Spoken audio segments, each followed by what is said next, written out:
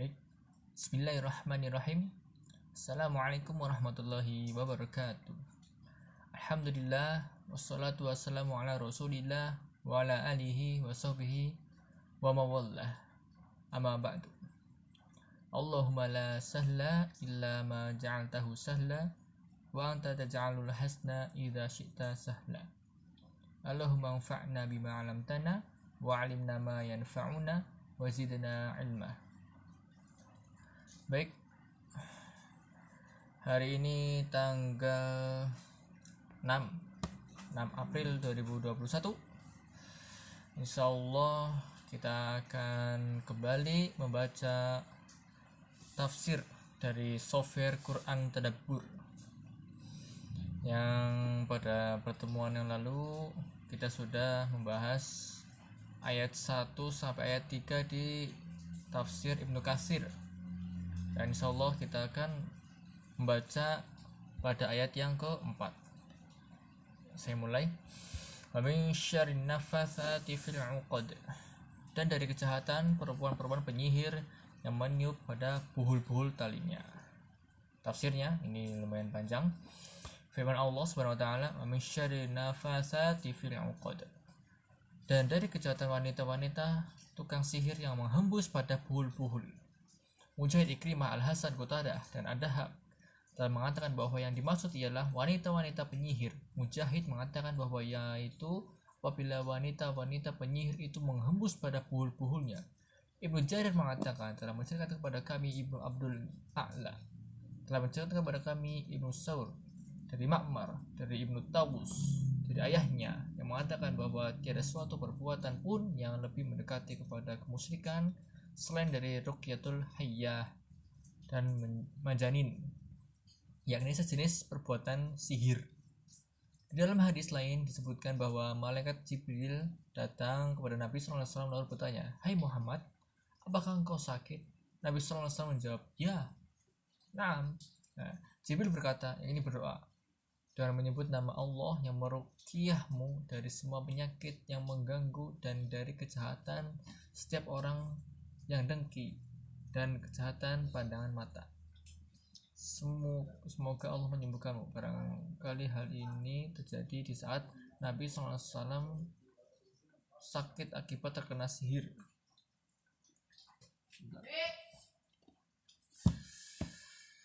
Dan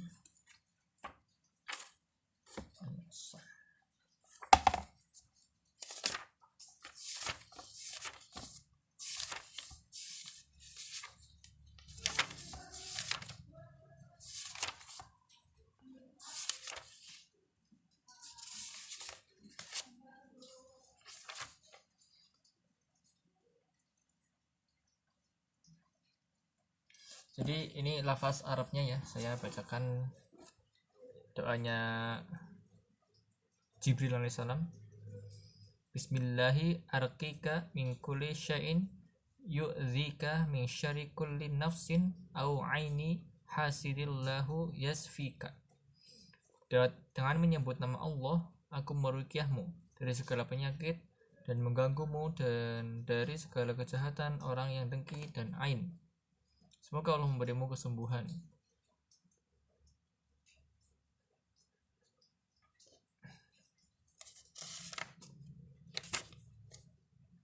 Itu dari referensi lain ya, seperti itu ya. Kalau di sini kan tadi dengan menyebut nama Allah yang meruqyahmu dari penyakit. Sama ding ya, sama. Ini saya dari kitab tafsir Juz Amma Ibnu Katsir juga. Nah, ini referensi doanya ini referensi doanya. Baik, saya lanjutkan ya.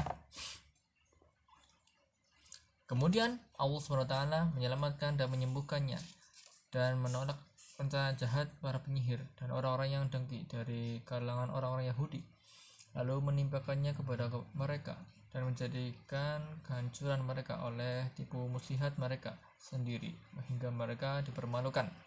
Tetapi sekalipun mendapat perlakuan demikian, Rasulullah SAW tidak menegur atau mengecam pelakunya, di suatu hari pun.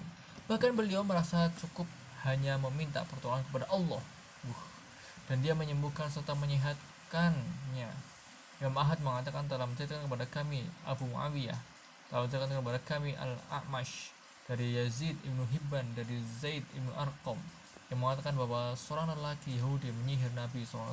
Karena itu beliau merasa sakit selama beberapa hari. Lalu datanglah Jibril dan berkata, sungguhnya seorang lelaki Yahudi telah menyihirmu dan membuat suatu buhul dan ditujukan terhadapmu. Lalu ia meletakkannya di dalam sumurmu. Lalu Rasulullah SAW menyuruh seseorang untuk mengambil buhul tersebut dari dalam sumur yang dimaksud. Setelah buhul itu dikeluarkan dari sumur, lalu diberikan kepada Rasulullah SAW dan beliau membukanya. Maka dengan serta-merta seakan-akan Rasulullah SAW baru terlepas dari suatu ikatan. Dan Rasulullah SAW tidak pernah menyebutkan lelaki Yahudi itu dan tidak pula melihat mukanya sampai beliau wafat. Imam Nasai telah meriwayatkan dari sini dari Hamad dari Abu Muawiyah alias Muhammad ibnu Hazim Ad-Darir. Imam Bukhari mengatakan di dalam kitab Tib dari kitab As-Sahihnya bahwa telah menceritakan kepada kami Abdullah ibnu Muhammad yang mengatakan bahwa ia pernah mendengar Sufyan ibnu Uyainah mengatakan bahwa orang yang mula-mula menceritakan kisah ini kepada kami adalah Ibnu Juraij. Ia mengatakan telah menceritakan kepada aku keluarga Urwah dari Urwah, lalu aku menanyakan tentangnya kepada Hisham. Maka Hisham mengatakan bahwa Urwah memang pernah menceritakan kepada kami dari ayahnya, dari Aisyah radhiyallahu anha, yang mengatakan bahwa dahulu Rasulullah SAW pernah disihir hingga beliau beranggapan bahwa dirinya tidak mendatangi istri-istrinya, padahal tidak. Sufyan selanjutnya mengatakan bahwa sihir jenis ini merupakan sihir yang paling keras bila pengaruhnya demikian. Lalu Rasulullah SAW bersabda, hai Aisyah, tahukah engkau bahwa Allah telah memberiku nasihat tentang masalah yang aku telah memohon petunjuk darinya mengenainya. Dua orang lelaki datang kepadaku yang salah seorang duduk di dekat kepalaku, sedangkan yang lainnya duduk di dekat kakiku. Maka orang yang ada di dekat kepalaku berkata kepada temannya, mengapa lelaki ini? Dia menjawab, karena sihir. Orang yang berada di dekat kepalaku bertanya, siapa yang menyihirnya? Dia menjawab, Lubaid ibnu A'sam, seorang lelaki dari Bani Zuraiq, teman sepakta orang-orang Yahudi. Dia adalah seorang munafik yang berada di dekat kepalaku bertanya, dengan apa? Ia menjawab, sisir dan rambut. Orang yang berada di dekat kepalaku bertanya, ditaruh di mana? Yang menjawab, di dalam mayang kurma jantan di bawah sebuah batu di dalam sumur Zirwan. Siti Aisyah melanjutkan kisahnya bahwa lalu Rasulullah SAW mendatangi sumur tersebut dan mengeluarkannya. Kemudian beliau bersabda, inilah sumur yang diperlihatkan kepada aku dalam mimpiku. Airnya seakan-akan seperti warna pacar merah dan pohon-pohon kurmanya seakan-akan seperti kepala-kepala setan. Kemudian benda itu dikeluarkan dan dikatakan kepada beliau SAW, tidaklah engkau membalikannya? Rasulullah SAW menjawab, ingatlah demi Allah, sesungguhnya Allah telah menyembuhkan diriku dan aku tidak suka menimpakan suatu keburukan terhadap seseorang.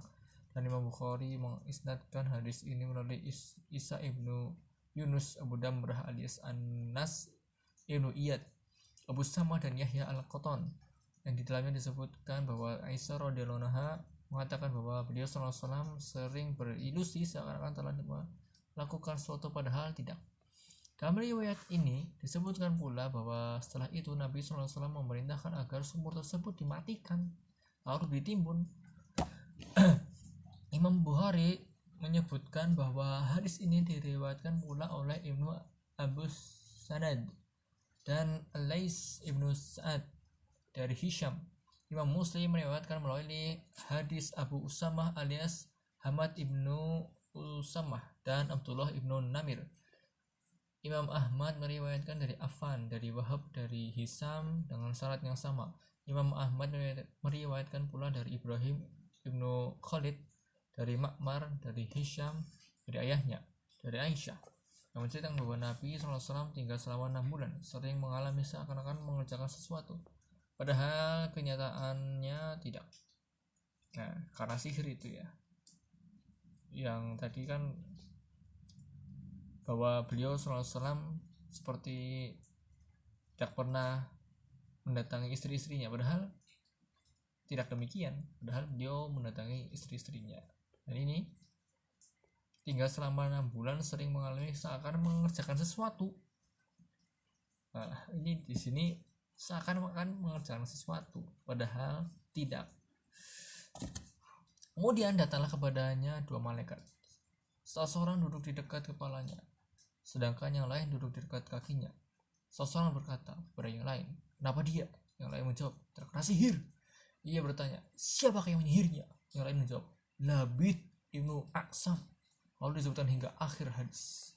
Al-Ustadz Al-Mufassir As-Sa'labi telah menyebutkan di dalam kitab tafsirnya bahwa Ibnu Abbas dan Aisyah pernah menceritakan bahwa pernah ada seseorang pemuda Yahudi menjadi pelayan Rasulullah SAW. Lalu orang-orang Yahudi mempengaruhi pemuda itu dengan gencarnya hingga pemuda itu mau menuruti kemauan mereka. Maka ia mengambil beberapa helai rambut Rasulullah SAW dan beberapa buah gigi sisir yang biasa dipakai oleh beliau SAW. Setelah itu kedua barang tersebut ia serahkan kepada orang-orang Yahudi. Lalu mereka menyihir Nabi SAW melalui kedua benda itu, dan orang-orang yang melakukannya adalah salah seorang dari mereka yang dikenal dengan nama Ibnu Aqsam.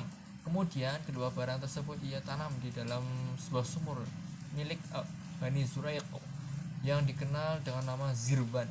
Maka Rasulullah SAW mengalami sakit dan rambut beliau kelihatan merontok. Beliau tinggal selama 6 bulan seakan-akan mendatangi istrinya. Nah ini, padahal kenyataannya tidak. Seakan-akan mendatangi istrinya, padahal kenyataannya tidak.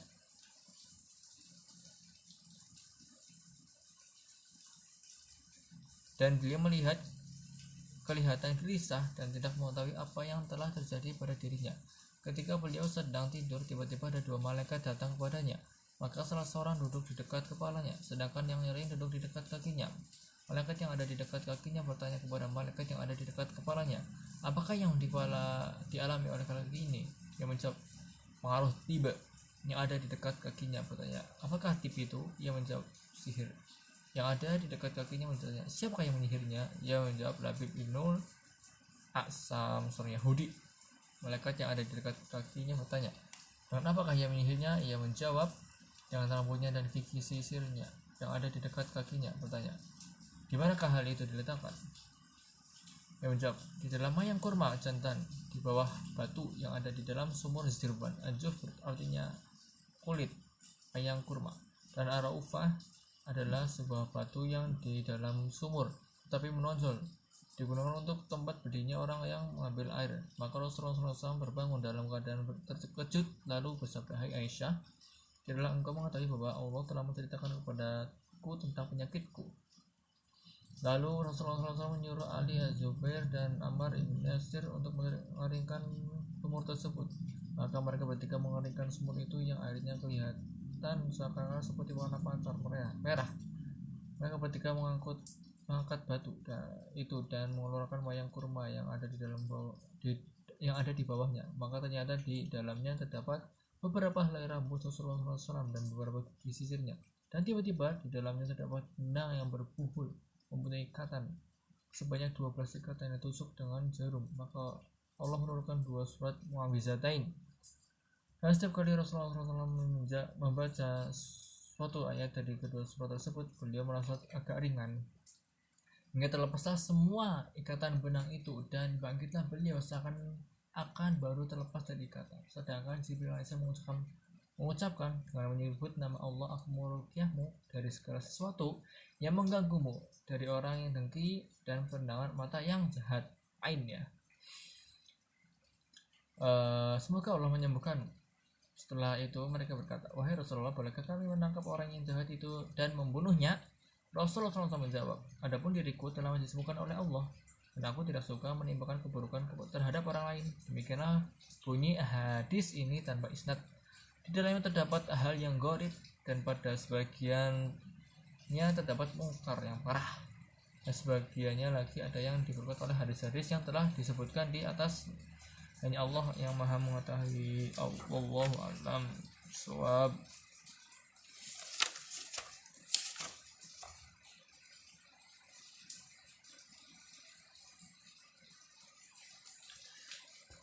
Bentar.